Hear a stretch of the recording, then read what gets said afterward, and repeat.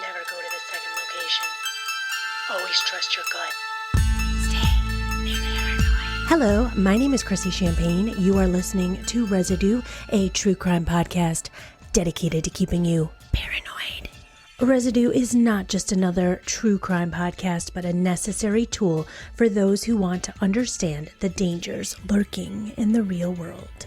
As you guys might already know, Residue is a one-woman show. I do everything. I am the writer, the producer, the editor, the researcher, the host, and for this week's episode, I had to break it into two for you, and I am so sorry about that, but technical difficulties took over, and no matter what is going on over here, you are getting an episode every Tuesday at midnight, so this will be your part one of the one you have been asking for so long.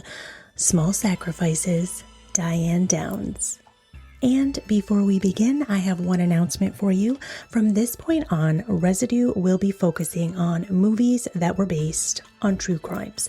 So any made-for-television film or theatrical release. And if you guys have any ideas, although I have a huge list already going, if you have any ideas, I want you to get a hold of me. You can find me at Instagram, Residue Podcast, Facebook, Residue A True Crime Podcast, and then there's also TikTok, Residue A True Crime Pod. And as you know, the best thing you can possibly do for any podcast that you love is leave a 5-star review, leave some comments on Spotify, share the episodes, share the social media post with your friends. It really helps out the podcast. Oh, and also don't forget to come follow me, come follow me, come follow me. Yeah. Yeah, and so that's just a little usher that I learned for you about 5 seconds ago, just to remind you to follow Residue wherever you listen to your podcast. Thank you for sticking it out with my cringy singing. I also wanted to thank you all for the amazing reviews, the DMs, all of the love that you have been showing me. And I'm so happy that we are going to start this movies based on true crime journey together. I'm doing it with my Resi crew. That's right, you guys. This weekend, I started calling all of my listeners my Resi crew. I adore you all so much, and I appreciate you all so much. I'm like, oh my God, I love this little crew that we've created. And as many of you might already know, this is going to be a rough episode, and there are trigger warnings for death of a child and attempted murder of 2 children. This is the story of Diane Downs, and my main source for today's episode is, of course, the Ann Rule book, Small Sacrifices, and the made-for-television film, Small Sacrifices, starring Farrah Fawcett. So get ready for a 2-parter about Diane Downs, and as you know, listener discretion is always advised.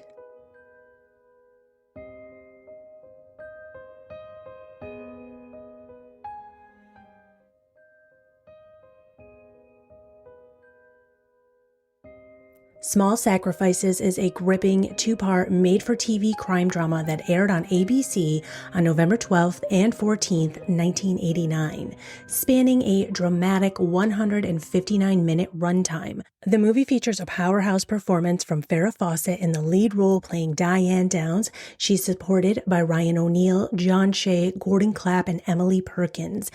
Farrah Fawcett was nominated for an Emmy Award for this performance, and when asked about how she was able to portray someone like Diane Downs, Farrah said, "Every instinct I had, I would do the complete opposite. I don't relate to this woman at all." Farrah was praised for bringing a sense of realism rarely seen in television miniseries.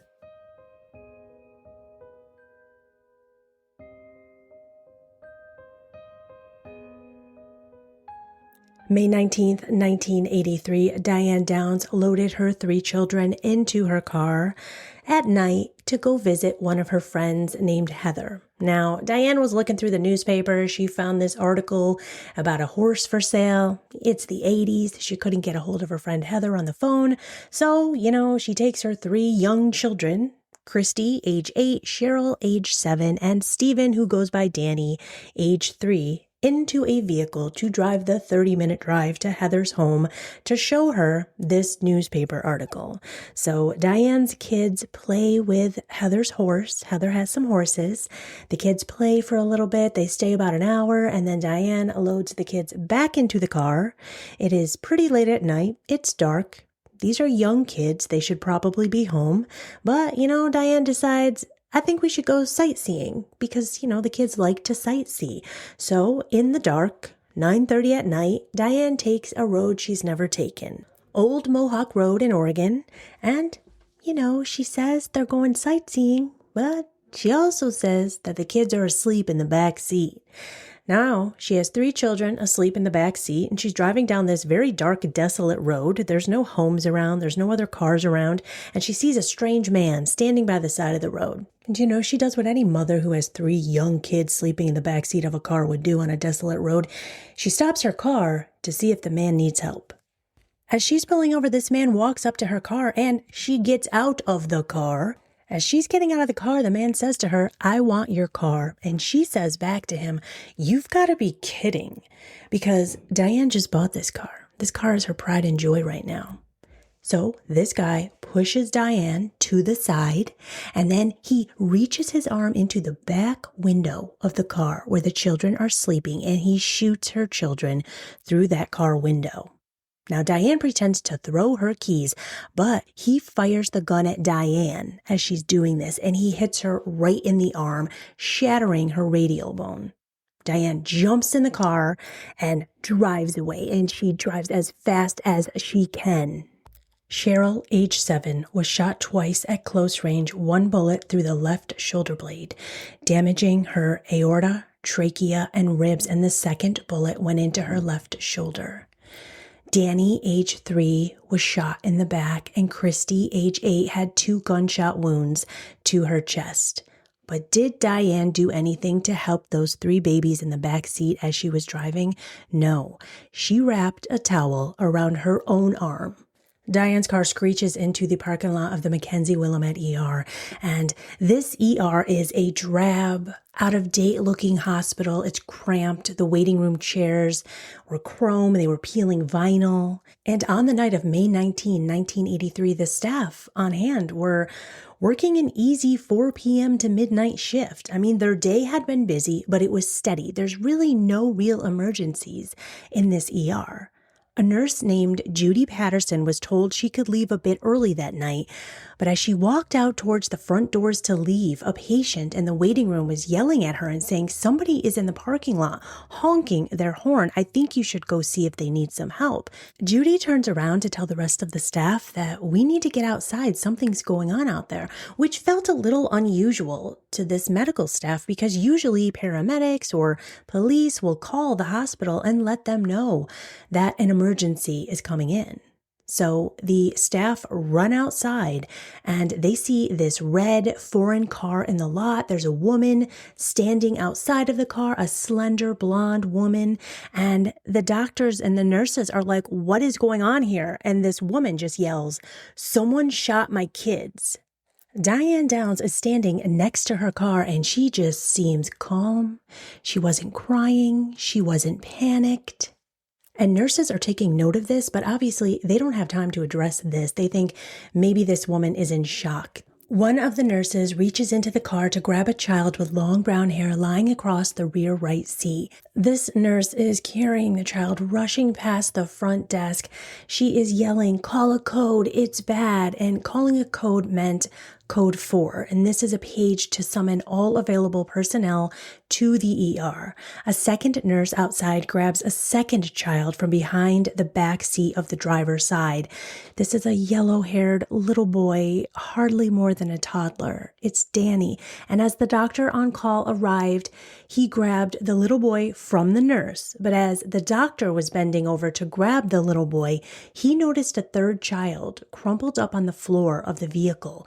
In his rush to save the little boy, he just assumed that the nurse already knew about the third girl. And so he ran off thinking, "Oh my God, there are 3. What are we going to do?" But that nurse didn't even realize there was a third child. So she's starting to run back into the ER. And that is when Diane starts yelling, "No, Sherry, Sherry." And she points to the floor, and Cheryl's on the floor, and she hasn't moved at all. 7-year-old Cheryl was face down on the back seat floor of the car, and this nurse scoops up Cheryl, and she said Cheryl was just so heavy as a stone. She's trying to carry Cheryl into the hospital, and she is struggling, but she could hear a faint thumping heartbeat, and she thinks, okay, I think the child might be alive. I can hear her heartbeat, but she just soon realizes that it's not the child's heartbeat. It's her own heartbeat because she is panicking so much trying to save this little girl. And she knows that this little girl is most likely already gone.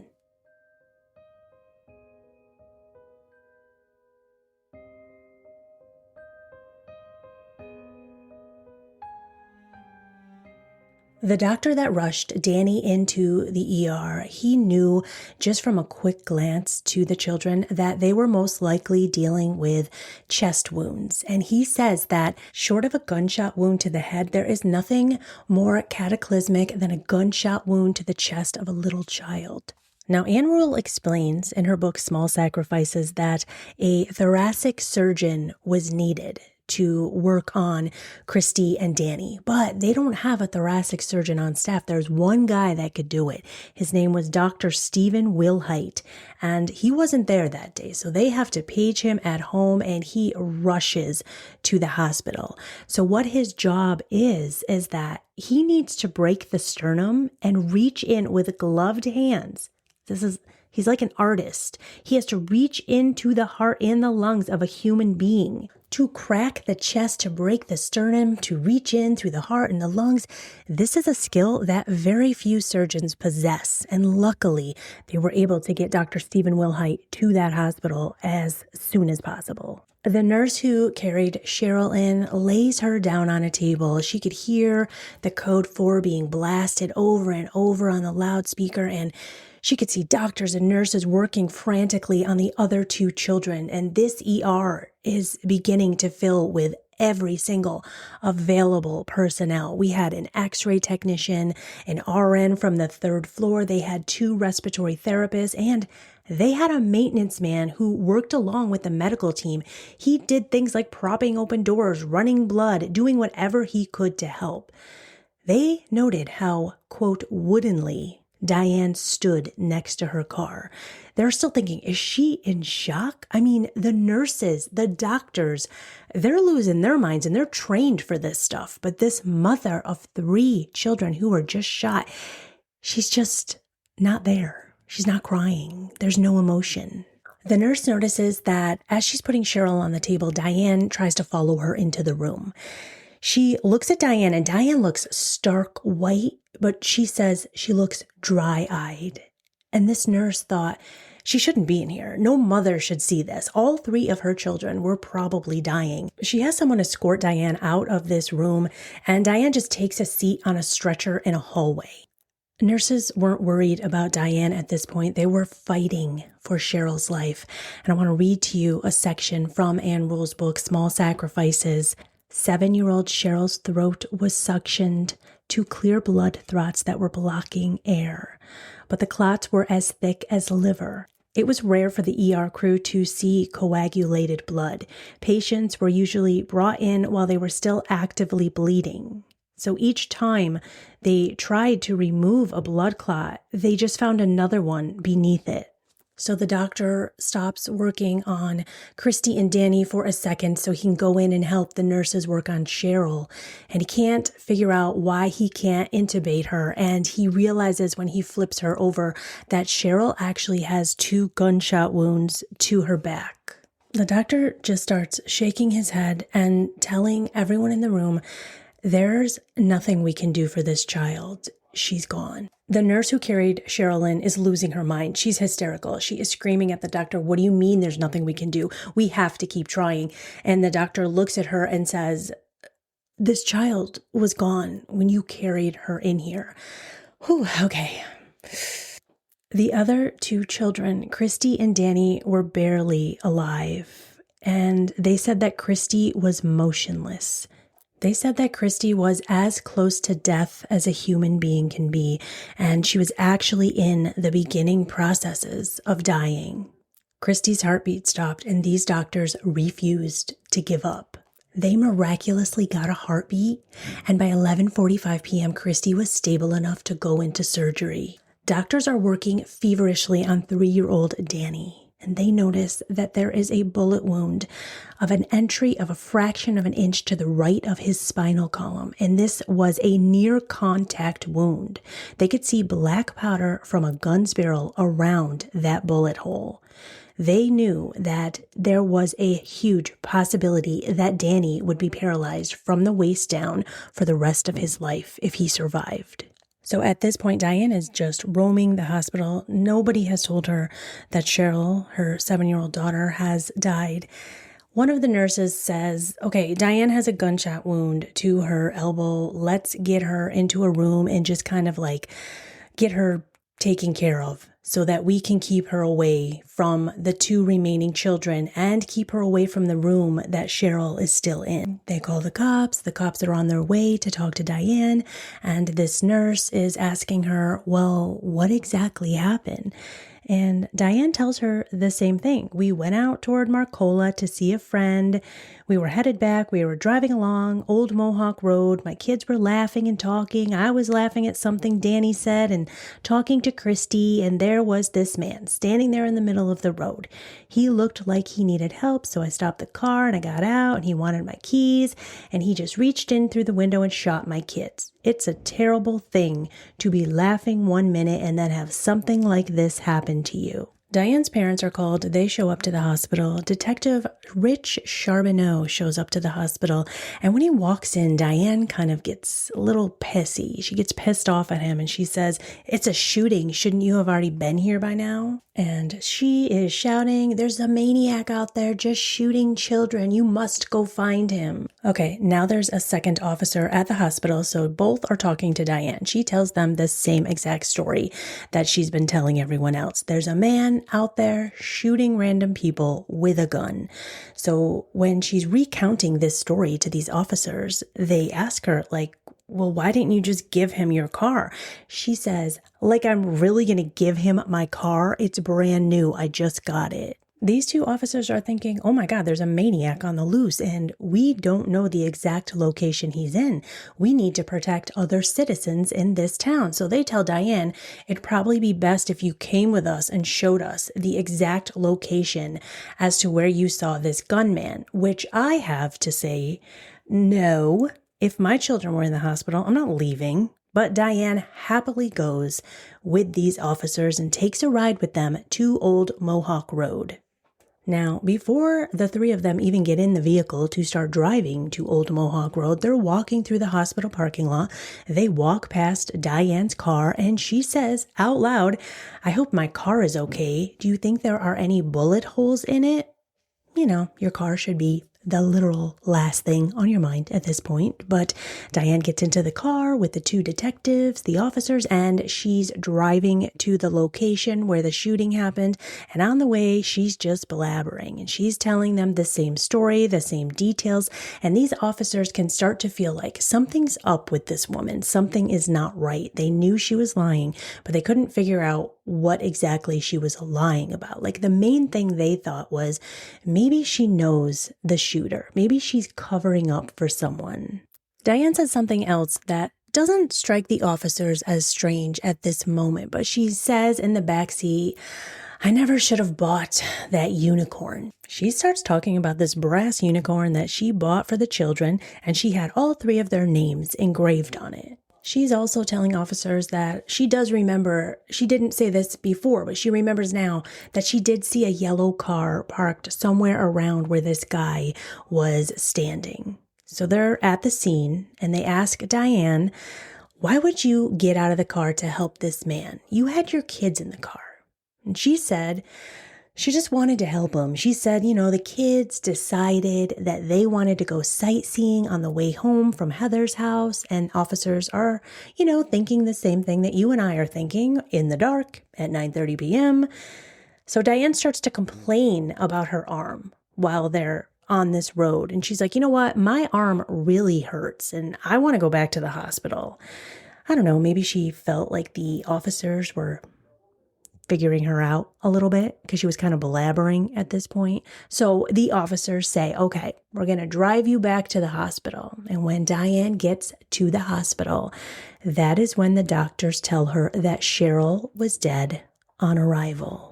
Doctor also tells her where the bullets hit her other two children.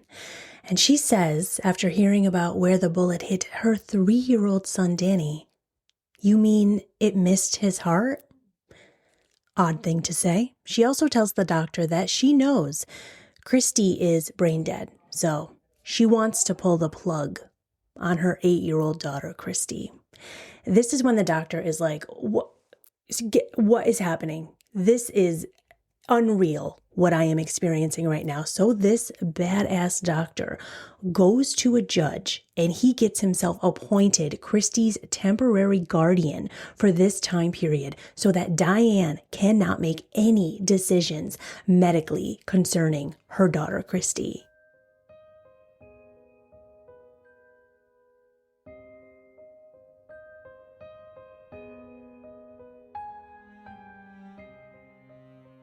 Elizabeth Diane Fredrickson was born August 7th, 1955, and grew up in Phoenix, Arizona, with parents Willadine and Wesley Lyndon Fredrickson. Her parents, Wes and Willadine, both came from large families, and they were both strong fundamentalist Southern Baptist. And to give you a little background on the dynamics of their marriage, Willadine believed that she should defer to her husband, and she always would. Diane describes her childhood as being tormented by her father and ignored by her mother. Diane's mother was not even yet barely out of her teens herself, and Diane longed for this loving relationship from her mother, but she soon came to realize that her mother cared more about pleasing her husband than pleasing her children. And did she have some children? Willadine was already very young when Diane was born, and then a year after Diane, she became pregnant with John. And then Kathy was born 3 years later, then James a year after Kathy, and then finally they had Paul, who was 8 years younger than Diane. By the time Willadine was 25 years old, she was the mother of 5 children. When speaking about her childhood, Diane said there were more and more kids, and she ran out of time. Some little kids need mothers more. I used to sit around the house waiting for my mom to come and talk to me. She cleaned house for my dad and spent time with my dad, but she never spent time with me. So Diane excelled in academics, and she even scored a 125 on an IQ test. They said if she wasn't a genius, she was just like a hair away from being one. Diane grew up considering herself an ugly duckling. She said that the girls in school ignored her and the boys taunted her. She even tried to talk to the boys once, and they threw her into the boys' bathroom. She said that she hated recess. It was just agony because no one ever picked her for a team. So she would just dive into books and she would just read as much as she can. She figured if I can't be friends with them, if I don't have the looks, then I'll beat them with my brain. Diane's dad worked at the postal office, and at that time in the 60s, a job like that really gave the family financial security. And to the outside world, it looked like the Fredrickson family had everything going for them. Everything was okay. Diane was so smart. She had this huge IQ. The family was doing well, but Diane was not happy. Diane felt invisible, and she hated feeling invisible. She vowed that one day she would show them all. When Diane was about 11 or 12 years old, her mother ended up getting a job at the Postal Service also. So she was gone nights, and her dad would stay home with the children. And this is when Diane claimed that her father abused her. It is around this time that Diane alleges that her father, Wes, began to sexually molest her. And over the years, Diane tried to run away from home 4 or 5 times. She says that she never fought back, she never cried, she never told anyone. It didn't occur to her that she could because her father was an authority figure. I couldn't resist him, I couldn't tell. I would just blank out. It just didn't exist. I didn't exist. It's like a nightmare. It's not real. Diane's father never denied her accusations, but he also never commented on them at all.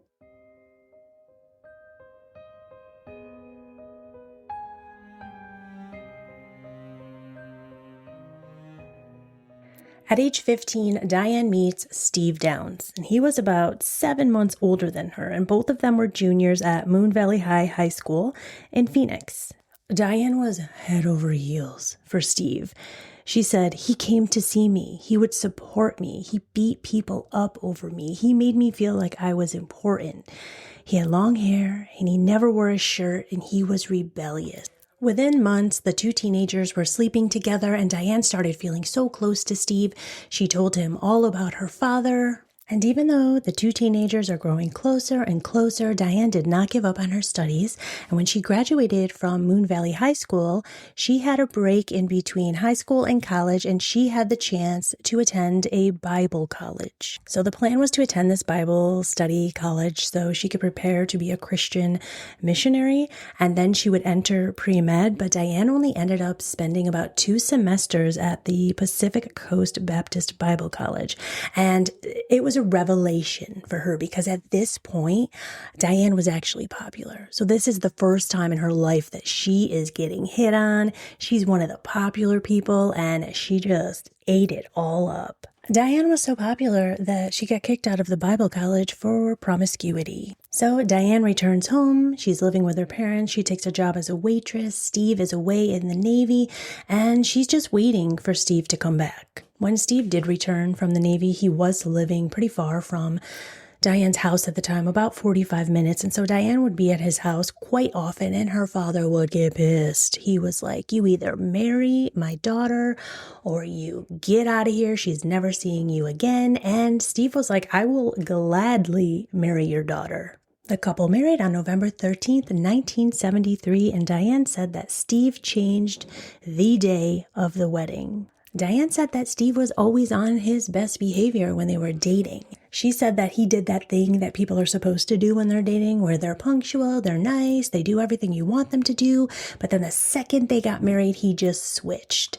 Basically, she says he was love bombing her the entire courtship, and then he just turned into what she thought was a monster. Diane married Steve because she wanted someone that finally adored her and loved her and wanted to spend time with her. But 2 weeks after their wedding, Steve tells Diane that he asked another girl out on a date a month before their wedding, before they even decided to get married. So, just to be cool and nice, he's going to have to keep this date. And he needed Diane to iron some pants for him so that he could go out on a date. Okay, let's stop for a minute. I think it's very important to note here that Diane Downs was on an Oprah Winfrey episode. I have it tagged in the show notes. And Ann Rule was also on that episode. And Diane got really angry at Ann Rule for writing this book. And I'm getting almost all of my information from this book. Diane claimed she never had an interview with Ann Rule, so how could Ann Rule know all of this stuff about her? But Ann says, Diane, I was in the courtroom when you testified, and you said all of these things that I put in my book. So these are all coming from Diane's mouth. But like we know, we all have to take what Diane says with a grain of salt because this woman likes to lie. Diane decided that if Steve wasn't going to love her, she was going to create someone that loved her. And without telling Steve, she threw away her birth control pill. Diane became pregnant in 1974, and she said she loved the way that the fetus made her feel. Not that she loved the thought of a baby, but she loved feeling what love felt like. She says that she felt this magical thing that she could do, becoming pregnant. And this actually made her feel, for the first time in her life, whole and serene. Not being a mom, not motherhood, but being pregnant was what she craved. So at first, Steve is not happy about this pregnancy. He does not want a family. He saw what his parents went through, the struggles, and he's kind of pissed that she got pregnant. But towards the end of her pregnancy, he starts coming around. And a lot of this had to do with the fact that Steve was scouted and somebody noticed how handsome he was, and he was offered a job being a model in a Gillette razor commercial. So the little family now buys a farm, they move, they're really excited for the future because Steve is just convinced that these modeling gigs are going to provide financial security for his growing family. But all of that changed. Life was shattered when Steve was working on a car and the car exploded and he had to be dragged out from under it and his face was just severely scarred. He couldn't do commercials anymore. And that is when they have to give up their new home and move in with Diane's parents. And this is when Steve's wandering eye returns. But this time Diane was just focused on her pregnancy. And I mean her pregnancy, not her baby. She said, "I finally found true love and peace with another human being, my daughter. While Christy grew inside of me, I knew for the first time in my life what love really was. That was the first time in my life that I was needed. I was really needed. I finally had a reason to exist and I was happy. I was truly happy. The happiness I felt when my child moved inside of me was intoxicating." Christiane was born in 1974, and not only 6 months later, Diane decides that she wants to join the Air Force, and she leaves Steve home alone to take care of their infant daughter. Diane is discharged from the Air Force after only a couple of weeks, and it wasn't because of anything. It was because she had blisters, okay? So she gets home, and Steve is pissed. And now he keeps randomly shipping Christy Ann and Diane off to her parents' house so he can be alone in the house. And the marriage is falling apart. Everything's falling apart. So what does Diane do? She gets pregnant again because she loves that feeling. She needs to feel love again. And she gets pregnant with Cheryl, who was born in 1976. Diane and Steve's marriage just becomes rockier and rockier. She takes off many times, but she always comes back to Steve and he always takes her back. She would pack up the kids, go to her parents, and then she would come back to Steve. And in this time, Diane has an abortion.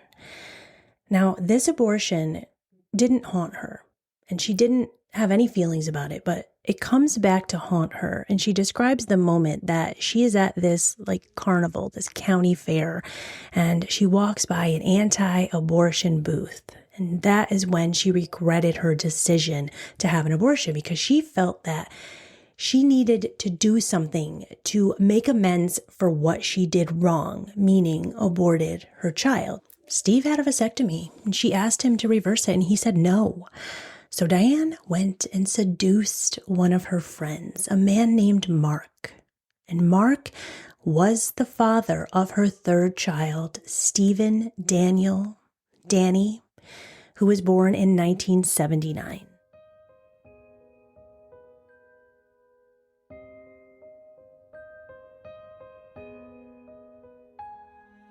In April of 1980, Diane is watching The Donahue Show. Today's show is about surrogate parenting. And she's like, what's that? She listens to the whole show. She's like, oh my God, I could do this. She immediately gets a pen and paper and she starts writing to the doctor that was on the show. Now, there was a woman on the show that needed a surrogate so she could have a baby. And Diane said, well, I could definitely do this. I'm the perfect person to carry someone else's baby. It is at this point that I hope you guys have been picking up on a lot of my sarcasm. So Diane finds out she's going to get paid $10,000 if she carries someone's baby, and this would be enough money to finally set her free from Steve. And it does. Diane had this vision that this was going to be her career. She could do this. She could make money. And after just years of financial issues, alleged infidelities, Diane and Steve divorced in 1980. And by May 8th, 1982, Diane Downs did give birth to a baby girl named Jennifer. And this was while she was acting as a surrogate mother. And I have to note that Diane was given psychiatric tests to see if she was fit to be a surrogate for this family. And she failed 2 of these tests, and they still let her carry this woman's baby. Diane told the Washington Post that she viewed carrying a child for someone else as an act of love and something not to be regretted, unlike abortion, which she equated with murder. Diane's marriage has ended. She is a single mother with 3 children. She is now working at the post office, and this is where she meets a man named Robert Nick Knickerbocker. Oh, and how Diane loved Nick Knickerbocker. Only problem is that Nick didn't like kids, and Diane had 3. So Nick was like, listen, girl, we can't do this. I'm very hard on this decision. I don't want kids. I don't like your kids. This little flirtation, this little thing we're doing here at work, it's done. And now, on this night, when her 3 children were tragically shot, May 19th, 1983, detectives are searching Diane's house, and it's completely bare. There's no furniture. There's no food in the fridge. There's no pictures of kids on the wall. There's actually no trace or no signs of children even living in this home. And now detectives are aware that Diane just moved to this house only a couple of months before this incident, but there should be clothes. There should be pictures of your kids on the wall. Detectives find Diane's diary, and inside of it, they find love letters to a man named Robert Nick Knickerbocker. So who is this Nick Knickerbocker? Well, he's a married man. He worked at the post office with Diane, and Diane decided that she wanted him. She didn't care if he was already married, and she's going to get him. But Nick told Diane that he loved his wife, and he didn't want to leave her. So, since he didn't want to leave his wife and he didn't want children, he wanted Diane to stop stalking him. This affair they had going on is done. There will be no more seeing each other. He wants her to stop even remembering that he exists. So Diane gets pissed. She packs up her children. She packs up her whole house, and the kids and Diane move to Oregon. It doesn't matter, though. The minute she is living in a new town, she's still contacting Nick Knickerbocker. She's still begging him to be with her. She's trying to convince him to leave his wife and move in with her and her 3 kids. And now he's losing his mind. I mean, now the only thing that Nick can do, he tells his wife. He comes clean to his wife. He tells her everything. And the 2 of them decide to put it behind them and work on their marriage. And at this point, Diane is still just bugging him, annoying him. He doesn't know how to get rid of her. He is pleading with her to leave him alone. And then he just says, Diane, it's done. Never again. He promised his wife, he promised himself, and Diane was not going to take no for an answer.